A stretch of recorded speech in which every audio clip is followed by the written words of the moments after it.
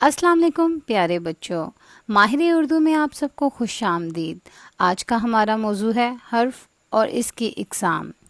حرف اس کلمہ کو کہتے ہیں جو نہ کسی چیز کا نام ہو، نہ کسی شخص کا نام ہو، نہ کسی جگہ کا نام ہو، اور نہ اس سے کوئی کام ظاہر ہو، اور نہ ہی یہ الگ سے اپنا کوئی معنی رکھتا ہو، بلکہ یہ مختلف اسموں اور فعلوں کو آپس میں ملانے کا کام دیتا ہو۔ اردو میں حرف کی بہت سی اقسام ہیں، جن میں چند ایک مندرجہ ذیل ہیں۔ حروف استفہام ان حروف کو کہتے ہیں جو کچھ پوچھنے یا سوال کرنے کے موقع پر بولے جاتے ہیں۔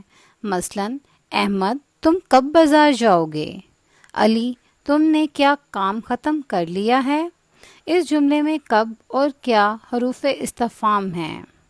حروف تعسف وہ حروف ہیں جو مصیبت، رنج اور افسوس کے موقع پر بولے جائیں۔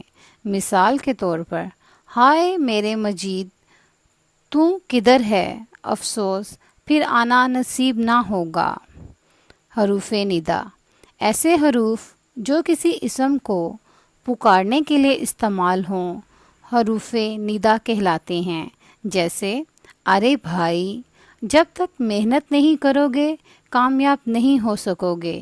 اس جملے میں ارے حروف ندا ہے۔